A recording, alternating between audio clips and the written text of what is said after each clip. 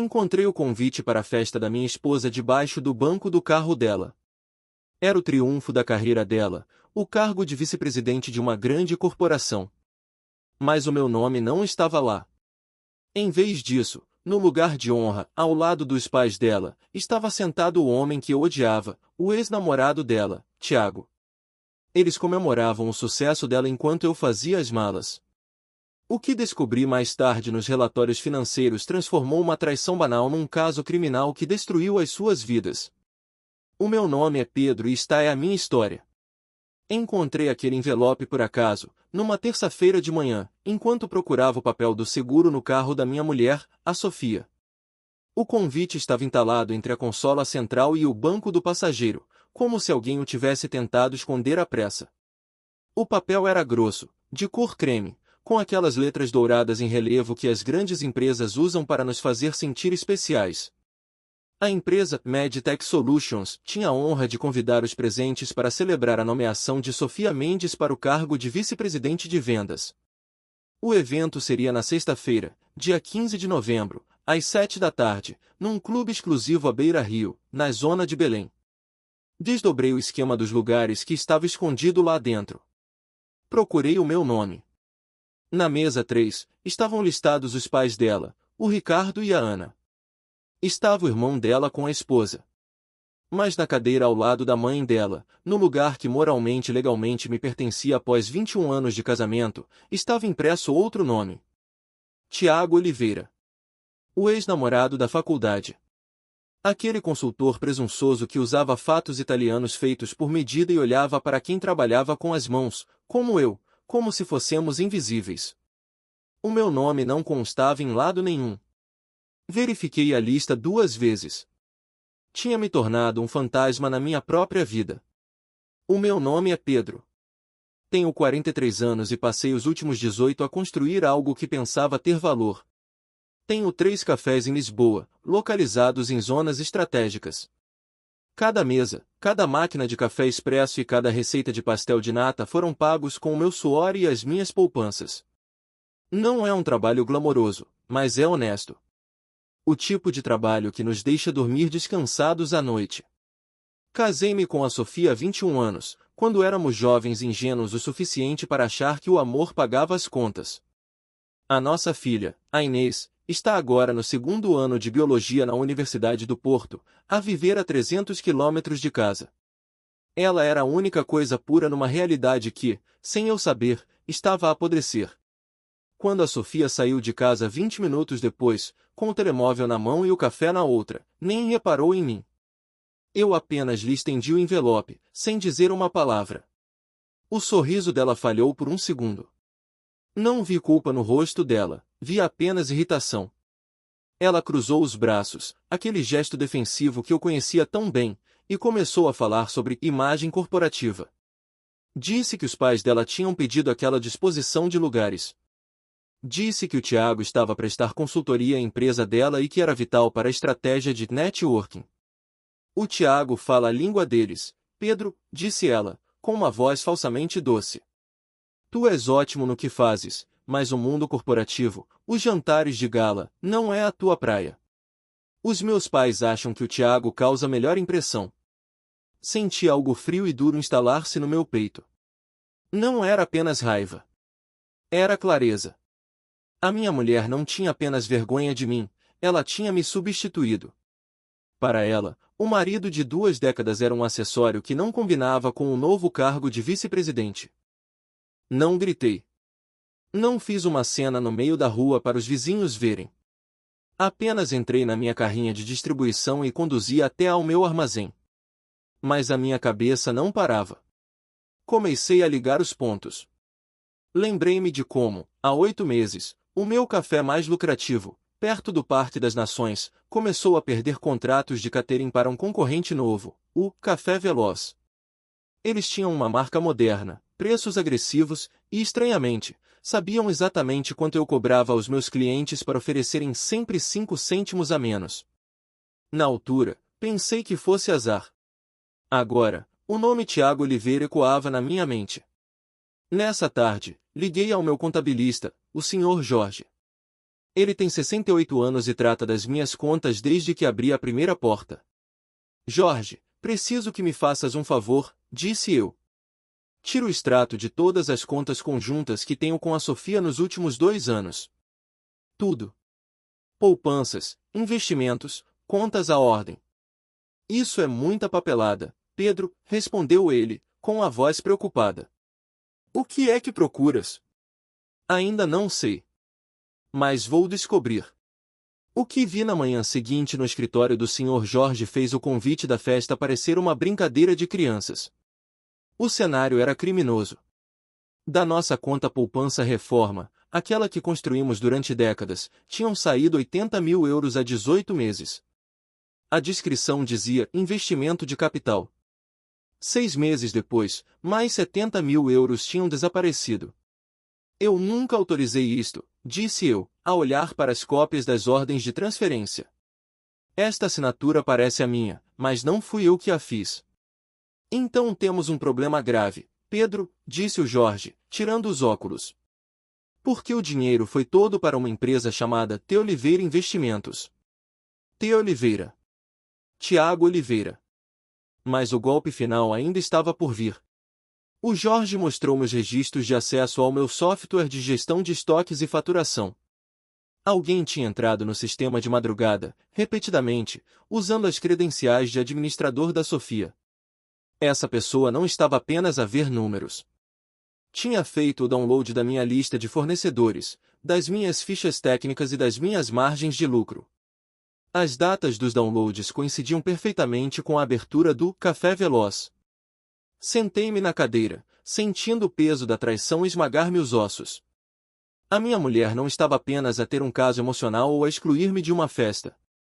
Ela e o amante estavam a financiar o negócio dele com o meu dinheiro e a usar os meus segredos comerciais para me levar à falência. Eles achavam que eu era apenas um homem simples que fazia cafés. Não sabiam que, naquele momento, eu tinha deixado de ser o marido traído para me tornar o homem que os ia destruir. Olhei para o relógio. Faltavam 24 horas para a festa. Tempo suficiente para fazer as malas, esvaziar o que restava das contas e preparar a surpresa que eles nunca esqueceriam. Saí do escritório do Jorge com uma pasta pesada debaixo do braço e uma sensação de vertigem que não tinha nada a ver com a cafeína. A cidade de Lisboa continuava a sua vida normal lá fora, com os turistas a subir as colinas e os elétricos a chiar nos carris, mas o meu mundo tinha parado. Eu sabia que não podia voltar para casa e confrontar a Sofia. Não ainda. Se eu gritasse, se eu mostrasse as cartas que tinha na mão, ela teria tempo para esconder o resto do dinheiro ou inventar uma narrativa onde eu fosse o vilão ciumento. O Jorge tinha me dado os números, mas agora eu precisava de uma arma. A minha paragem seguinte foi na Avenida da Liberdade, no escritório da Patrícia Henriques, uma advogada de família conhecida por ser implacável. Eu já a tinha visto em eventos da Câmara de Comércio, mas nunca pensei precisar dos seus serviços. Quando lhe coloquei os extratos bancários e os registros de acesso informático na mesa de vidro, a expressão profissional dela endureceu. Ela não viu apenas um divórcio, viu um crime. Patrícia explicou-me que o que a Sofia tinha feito não era apenas imoral, era ilegal. Falsificação de assinaturas, abuso de confiança e desvio de fundos conjugais para terceiros. Ela chamou-lhe infidelidade patrimonial grave. Mas o que me gelou o sangue foi a confirmação sobre a empresa do Tiago. A Patrícia fez umas chamadas rápidas e descobriu o registro comercial da T. Oliveira Investimentos. A empresa tinha sido constituída exatamente 2 meses antes das primeiras transferências saírem da minha conta. E o pior não era isso. A fiadora do contrato de arrendamento do espaço do Tiago, o tal concorrente que me estava a roubar clientes, era a Sofia. Ela tinha posto a nossa casa de férias no Algarve, um bem que herdei do meu avô, como garantia para o negócio do amante. Se o negócio dele falhasse, o banco ficaria com a herança da minha família. Naquele momento, a tristeza desapareceu completamente, substituída por uma frieza calculista que eu desconhecia possuir. A Patrícia aconselhou-me a agir rápido e em silêncio. A estratégia era simples: recolher provas, proteger os ativos restantes e deixar a Sofia acreditar que estava segura até ser tarde demais. Saí do escritório da advogada com um plano de batalha. Não ia apenas separar-me, ia desmantelar a operação deles, peça por peça. Passei a tarde a visitar as minhas 3 lojas. Falei com Tomás, o meu gerente de confiança na Baixa. Pedi-lhe que alterasse todas as senhas do sistema, dos fornecedores e das contas bancárias da empresa, mas que o fizesse apenas às 5 da tarde de sexta-feira, exatamente quando a festa da Sofia estivesse a começar. Ninguém, absolutamente ninguém, teria acesso além de nós os dois. Enquanto revia os inventários, percebi algo que me tinha escapado. O Café Veloz não tinha apenas os meus preços, eles usavam a minha mistura exclusiva de grãos. Era uma receita que levei anos a aperfeiçoar com um torrador local. A Sofia tinha entregado o segredo do meu sucesso numa bandeja de prata para o homem que a levava para a cama. Voltei para casa ao final da tarde, aproveitando o facto de a Sofia estar numa reunião de preparação para a grande noite. A casa estava silenciosa, cheia daquelas memórias que agora pareciam mentiras. Fui à garagem, onde guardávamos as caixas de arquivo morto. Precisava de algo mais, algo pessoal que ligasse os pontos emocionais para o tribunal, caso fosse necessário provar a duração da infidelidade. Encontrei o que procurava numa caixa de sapatos escondida atrás das decorações de Natal. Não eram cartas antigas da faculdade. Eram recibos recentes. Estadias em hotéis de charme no Douro, jantares em restaurantes com estrelas Michelin, bilhetes de avião para fins de semana em Paris que ela dizia serem conferências médicas. As datas coincidiam perfeitamente com os momentos em que eu ficava em Lisboa a trabalhar horas extra para cobrir o buraco financeiro que eles estavam a criar. Tirei fotografias de tudo. Cada recibo, cada bilhete, cada prova da vida dupla que ela financiava com o nosso futuro. Guardei os originais na minha pasta. Aquela caixa era o caixão do nosso casamento. A sexta-feira chegou com um céu cinzento sobre o Tejo. A Sofia acordou cedo, vibrante, com aquela energia nervosa de quem vai ser o centro das atenções. Eu mantive a minha rotina. Bebi o meu café preto, li as notícias no telemóvel, respondi com monossílabos. Ela interpretou o meu silêncio como resignação. Achava que eu estava muus, derrotado por ter sido excluído. Ela parou à porta da cozinha, já vestida com o seu fato impecável, e disse que lamentava que as coisas estivessem estranhas, mas que depois daquela noite tudo voltaria ao normal. Disse que o Tiago era apenas um colega importante e que eu precisava de ultrapassar as minhas inseguranças. Olhei para ela, para a mulher com quem partilhei 2 décadas, e não senti nada.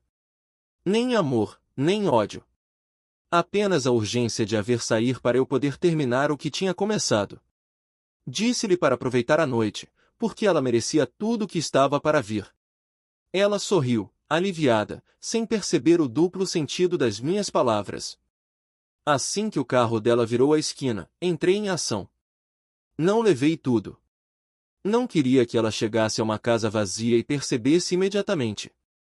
Levei apenas o que importava, os meus documentos, o computador, as roupas essenciais e as fotos da Inês. Deixei a aliança de casamento em cima da bancada da cozinha, ao lado da máquina de café que ela nunca aprendeu a usar. Liguei ao Jorge e dei a ordem final. Transferimos metade do saldo remanescente das contas conjuntas para minha conta pessoal.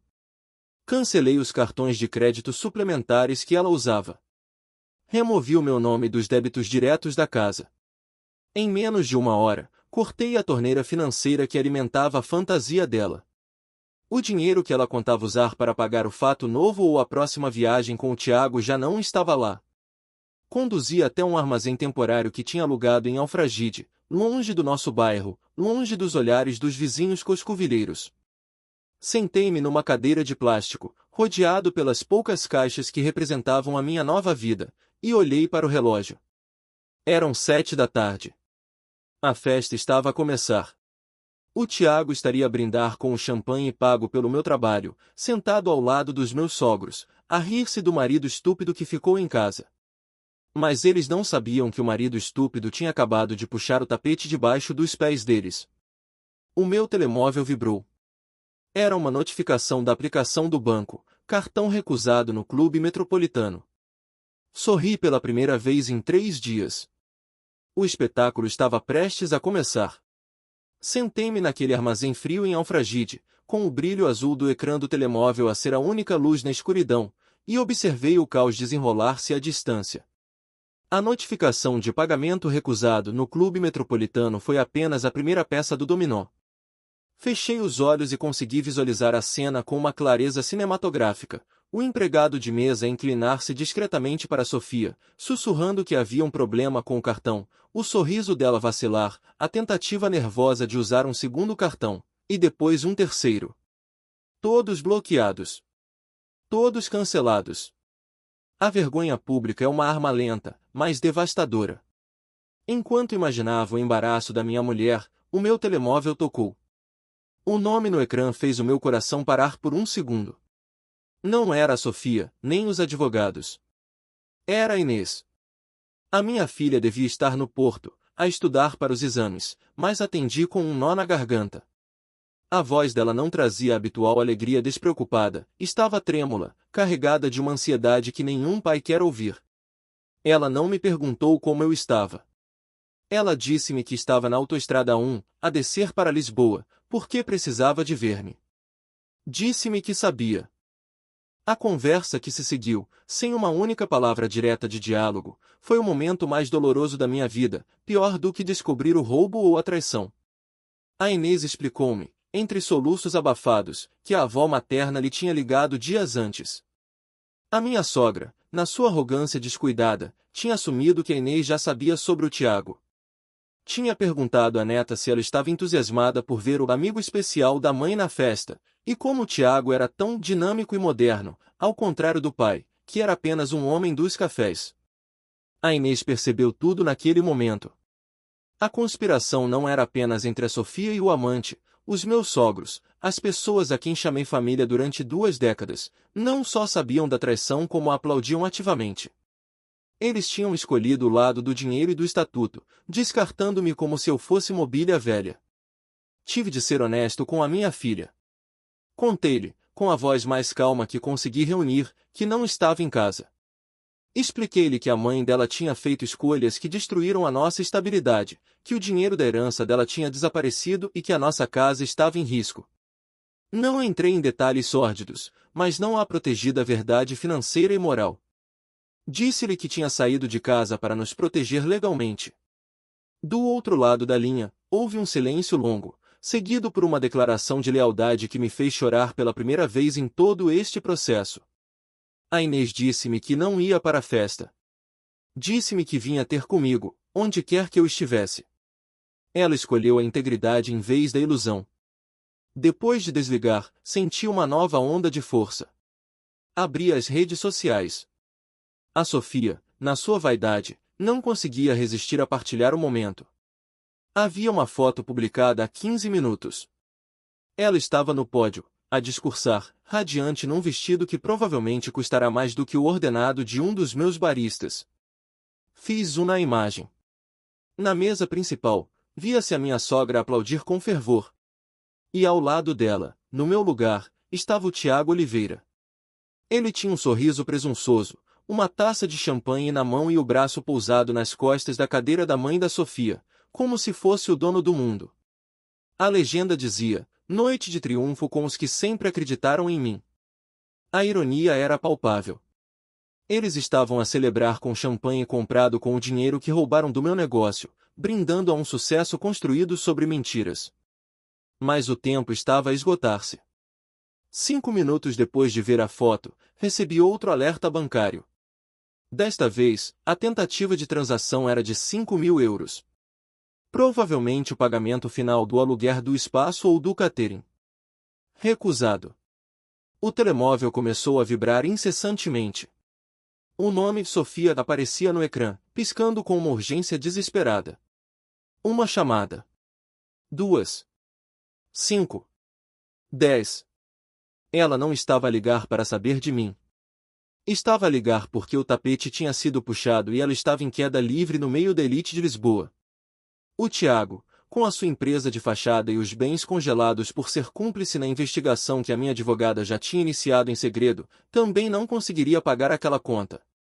Imaginei o gerente do clube, sempre tão polido, a perder a paciência. Imaginei os sussurros a espalharem-se pelas mesas. O cartão da vice-presidente não passa. O constrangimento social para alguém como a Sofia e os pais dela era pior do que a morte. Era a perda da máscara. Não atendi.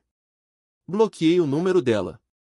Bloqueei o número do meu sogro, que tentou ligar logo a seguir, certamente para me exigir que resolvesse o mal-entendido e pagasse a conta como o bom marido submisso que ele achava que eu era. Mas esse homem tinha morrido na estrada, quando encontrei o convite. Enviei a localização do meu hotel barato a Inês. Depois, deitei-me na cama estreita, com o cheiro a lixívia industrial nos lençóis, e senti uma paz estranha. O meu casamento tinha acabado, o meu coração estava partido, mas a minha dignidade estava intacta. Eles tinham a festa, as luzes e as aparências. Mas eu tinha a verdade, a minha filha e, muito em breve, teria justiça. Adormeci com o telemóvel em silêncio, enquanto o mundo da minha ex-mulher começava a arder do outro lado da cidade. O fim de semana passou num silêncio tenso, como a calmaria antes de um terremoto. Passei o sábado e o domingo no quarto de hotel, a falar apenas com a Inês, que tinha chegado a Lisboa e ficado com uma amiga para evitar a casa da mãe. Não atendi nenhuma das 47 chamadas da Sofia, nem respondi às mensagens cada vez mais histéricas dos meus sogros, que oscilavam entre ameaças de deserdar a Inês e pedidos patéticos de reconciliação familiar. Eles ainda achavam que isto era uma crise conjugal. Não percebiam que era uma operação de demolição controlada. Na segunda-feira de manhã, às 9 em ponto, entrei no escritório da Patrícia Henriques. A mesa dela já não tinha apenas extratos bancários, agora, estava coberta por relatórios de um detetive privado e dossiês jurídicos volumosos. A minha advogada, com a frieza de um cirurgião, explicou-me que a situação tinha evoluído. O que começara como um divórcio litigioso transformou-se numa investigação criminal. A equipa dela tinha descoberto que o Tiago Oliveira não era apenas um mau empresário, era um predador financeiro em série. O relatório mostrava que ele tinha feito exatamente o mesmo esquema no Porto em Valência, Espanha. Encontrava mulheres em posições de poder, vulneráveis à lisonja, sediava-as e usava o acesso delas para financiar os seus projetos falhados, deixando-as com as dívidas quando o barco afundava. A Sofia não era o amor da vida dele, era apenas a marca número 3. A Patrícia disse-me que, tecnicamente, ao falsificar a minha assinatura e desviar fundos empresariais de forma sistemática para uma terceira entidade, a Sofia e o Tiago tinham cometido crimes de burla qualificada, falsificação de documentos e associação criminosa. Assinei a queixa-crime sem hesitar. Não era vingança, era justiça. A Patrícia avisou-me que, assim que os papéis dessem entrada no tribunal e na polícia judiciária, não haveria volta a dar. As contas da Sofia seriam congeladas por ordem judicial, e ela seria formalmente constituída erguida. 3 semanas depois, o mundo perfeito que a Sofia tentou construir ruiu com um estrondo que se ouviu por toda Lisboa. Começou com o café veloz. Sem o meu dinheiro a fluir secretamente para cobrir os prejuízos operacionais, o negócio do Tiago colapsou. Os fornecedores, que não eram pagos há meses, cortaram o abastecimento. Os empregados, a quem ele devia salários, fizeram greve à porta. E, para finalizar, uma inspeção da Autoridade de Segurança Alimentar e Econômica, que talvez tenha recebido uma dica anônima da minha parte, encerrou o estabelecimento por violações graves de higiene. O grande empresário de sucesso, o homem que os meus sogros adoravam, estava falido e sob investigação. A Medtech Solutions não demorou a reagir. Quando a notícia da investigação por fraude financeira se tornou pública, a empresa onde a Sofia acabará de ser promovida suspendeu-a imediatamente. A ironia era brutal. Os pais dela, tão obcecados com a imagem e o prestígio, agora viam o nome da filha não nas colunas sociais, mas nas páginas de casos de polícia dos jornais. O Tiago, cobarde como sempre, tentou fugir para o Brasil, mas foi detido no aeroporto devido ao processo que a minha advogada tinha interposto, impedindo a sua saída do país. Foi nessa noite que atendi finalmente o telefone. A voz da Sofia estava irreconhecível. Já não havia arrogância da executiva, nem a condescendência da esposa insatisfeita. Havia apenas terror puro. Ela chorava convulsivamente, mal conseguindo formar frases completas. Disse-me que o Ministério Público queria acusá-la de fraude e que podia apanhar uma pena de prisão efetiva de até 5 anos. Disse-me que o Tiago tinha posto tudo em nome dela, que ela tinha assinado documentos sem ler, confiando nele cegamente. Ela implorou-me que retirasse a queixa. Pediu-me, pelo amor de Deus e pelos 20 anos que passamos juntos, que dissesse à polícia que tinha sido um mal-entendido, que eu tinha autorizado os movimentos. Ela queria que eu mentisse para a salvar da prisão, assumindo a culpa pela ruína financeira que ela própria causou. Ouvi-a a soluçar, a falar da Inês, a dizer que a nossa filha não podia ter uma mãe na cadeia. Respirei fundo, sentindo o peso daquela manipulação final. Respondi-lhe com uma calma que me surpreendeu. Disse-lhe que não fui eu que a denunciei ao Ministério Público, foram as provas que ela criou. Disse-lhe que ela falsificou a minha assinatura, roubou a herança da minha família e tentou destruir o meu negócio para impressionar um vigarista. Lembrei-lhe que, quando ela estava no pódio a receber aplausos, eu estava a ser apagado da sua vida. Ela tentou argumentar que tinha sido enganada pelo Tiago, que era uma vítima.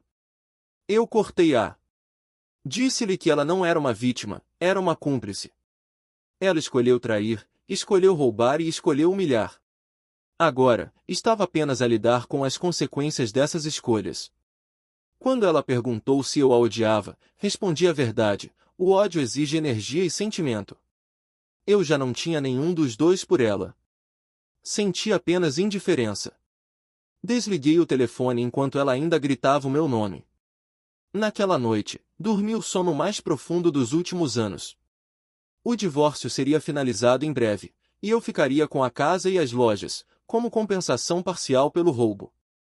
Mas o mais importante não eram os bens materiais. Era a sensação de que o cancro tinha sido removido.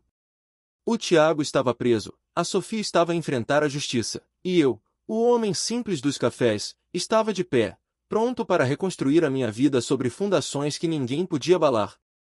O divórcio foi finalizado 8 semanas após aquela chamada telefônica desesperada. A Sofia assinou tudo que a Patrícia colocou à frente dela sem ler, sem contestar e sem levantar os olhos da mesa. Ela não lutou pela casa em Benfica, não exigiu parte das minhas franquias de café e não pediu pensão. Ela estava demasiado ocupada a tentar salvar o que restava da sua própria liberdade. A arrogância que a definia tinha desaparecido, substituída por uma postura curvada e derrotada. O Ministério Público ofereceu-lhe um acordo, dado que ela não tinha antecedentes criminais e colaborou na entrega de provas contra o Tiago. Ela declarou-se culpada de uma acusação de fraude e abuso de confiança. A sentença foi de 2 anos de pena suspensa e a obrigação de pagar uma indenização mensal pesada até cobrir parte do dinheiro que desviou das nossas contas. Mas a verdadeira pena dela não foi dada pelo juiz, foi dada pela sociedade. Em Lisboa, onde as notícias correm depressa nos círculos empresariais, o nome Sofia Mendes tornou-se tóxico. Ninguém contrata uma diretora de vendas que roubou o próprio marido e falsificou documentos. Ela perdeu o carro da empresa, o estatuto e os amigos de conveniência. Teve de voltar a viver com os pais, num quarto de infância, sob o olhar constante de reprovação de um pai e de uma mãe que, ironicamente, a tinham empurrado para aquele abismo. O Tiago não teve a mesma sorte. Com o histórico dele em Espanha e no Porto, o juiz não mostrou clemência. Foi condenado a 4 anos de prisão efetiva por burla qualificada, falsificação e branqueamento de capitais.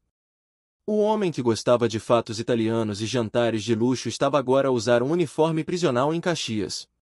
Consegui uma sentença cível contra ele de 200 mil euros, dinheiro que provavelmente nunca verei, mas ter aquele papel emoldurado no meu escritório valia mais do que o ouro. No entanto, a minha vitória não foi apenas legal ou financeira. Foi pessoal. O primeiro Natal após a separação foi silencioso, mas genuíno. A Inês veio do Porto e passamos a consoada juntos, apenas nós os dois. Cozinhamos bacalhau com natas, rimos de piadas antigas e não houve tensão, nem mentiras, nem a necessidade de impressionar ninguém. Enquanto lavávamos a louça, a minha filha parou, abraçou-me com força e disse-me que estava orgulhosa por eu ter lutado, por não me ter deixado pisar. Ela disse que eu era o exemplo de dignidade que ela queria seguir. Naquele momento, soube que tinha salvado a coisa mais importante da minha vida, o respeito da minha filha. 14 meses após a desastrosa festa de promoção da Sofia, encontrava-me à porta da minha quarta loja. Era a maior de todas, localizada numa esquina privilegiada em Campo de Ourique. Tinha equipamentos de última geração, uma decoração moderna e tudo aquilo que eu planeava antes de o Tiago tentar destruir-me. O negócio estava a prosperar como nunca. O Tomás, o meu antigo gerente, era agora sócio com 20% da empresa. Ele merecia cada cêntimo, tinha estado ao meu lado quando o barco parecia estar a afundar. A inauguração estava cheia. A Inês tinha vindo ajudar no fim de semana, vestindo a t-shirt da empresa e servindo cafés com um sorriso. Foi então que uma mulher se aproximou do balcão. Parecia ter a minha idade, com um ar confiante e um sorriso aberto. Elogiou o espaço e o aroma do café. Apresentou-se como Clara e disse-me que estava a abrir uma livraria independente do outro lado da rua. Sugeriu, de forma casual, que poderíamos fazer uma parceria. Os meus clientes teriam descontos nos livros dela e vice-versa. Conversamos durante 20 minutos. Falamos sobre o bairro, sobre negócios e sobre a vida em Lisboa. Foi uma conversa fácil, natural, sem jogos de poder, sem pretensões. Senti algo que não sentia há anos, leveza. Quando ela saiu, deixou-me um cartão pessoal com o número de telemóvel escrito à mão no verso. A Inês, que tinha observado tudo, deu-me uma cotovelada carinhosa e disse que eu devia ligar-lhe. Quando hesitei, dizendo que era demasiado cedo, a minha filha lembrou-me que a mãe dela tinha seguido em frente 2 anos antes de nos separarmos, mas da maneira errada. Eu tinha o direito de seguir em frente da maneira certa. Naquela noite, sentado no meu novo escritório, a rever os lucros do dia, o meu telemóvel vibrou. Era uma mensagem de um número que eu não tinha guardado, mas que conhecia de cor. Era da Sofia. Ela tinha visto as notícias sobre a abertura da nova loja nas redes sociais. A mensagem era curta: vi o teu sucesso. Parabéns. Tu mereces. Sinto a tua falta. Olhei para aquelas palavras durante muito tempo. Sinto a tua falta. Ela não sentia a minha falta, sentia a falta da segurança que eu lhe dava. Sentia a falta da vida que destruiu com as próprias mãos. Pensei em tudo que ela me tirou: o dinheiro, a confiança, a inocência de acreditar que conhecemos a pessoa com quem dormimos. Mas depois olhei para a fotografia da Inês na minha secretária, para a licença de funcionamento com o meu nome, e para o cartão da Clara pousado ao lado do computador. A Sofia tinha tentado roubar o meu passado, mas falhou em roubar o meu futuro. Ela apostou tudo num vigarista e perdeu. Eu apostei em mim mesmo, no trabalho honesto e na verdade, e ganhei. Não respondi à mensagem. Apaguei-a e bloqueei o número, desta vez para sempre. É impossível conduzir para um destino novo se estivermos sempre a olhar pelo espelho retrovisor. Peguei no cartão da Clara e escrevi uma mensagem simples, convidando-a para jantar e discutir aquela parceria. 3 pontos apareceram no ecrã quase imediatamente, seguidos de uma resposta positiva. Sorri, desliguei as luzes da loja e saí para a Rua Fresca de Lisboa. Aos 44 anos, a minha vida não era a que eu tinha planeado no dia do meu casamento. Era infinitamente melhor. Eu era livre.